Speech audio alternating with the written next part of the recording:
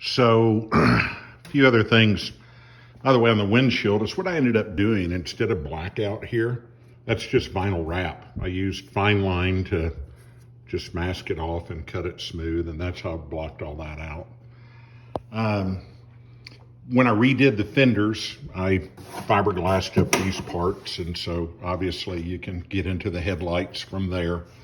These go from the vents, and when this closes, it meets here with this, that then leads to the vents onto my brakes.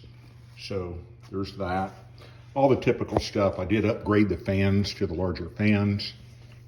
You can see my battery. This is the pump for the front end. Yeah, so just all the pretty normal stuff that you see in the typical SLC here up front. I did have these hinges built for the front end to where it comes forward like this. And I know that's, very unusual. It's good and bad. You got to raise the front end of the car up with the lift to open it. So that's the only drawback to it. Just finished all the underside with, what do you call it? The bed liner. And then I just painted it to match. And so that's that. Nothing crazy unusual. As you come to the back, I did cover all the components with all the frame with the reflective stuff that's supposed to keep temperatures down. I did it just because I thought it looked cool. Just the LS3 motor.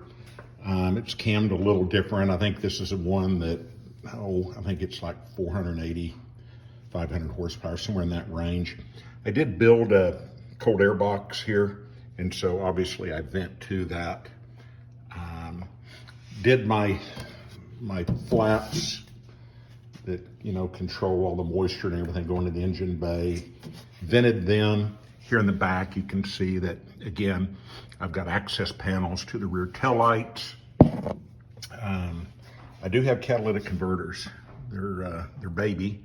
They're right there, and there's my exhaust. And so, the fuel pump and all the typical things that you see back here. My half shafts. There's a charcoal canister. I put fans on the rear. They come on at, I think it's 210 degrees. Just help move some of the air through here. I actually forget where I got this thing, that engine cover, that I just thought it looked kind of cool. So I've got my oil cooler here. I hope it's big enough. I just don't have enough time on the car to really know. If I ever need a transmission cooler, it will go on this arm here. On this side, again, just all the normal stuff that you usually see. I covered the inside of this with this acoustic reflective stuff. And these are the vents that I also made that you might recall. They came from my Nancy ducts that I did here. And then they help put air into here, just to help keep this engine compartment a little bit cooler. I guess that's really about it in here. I'll show you one other item here.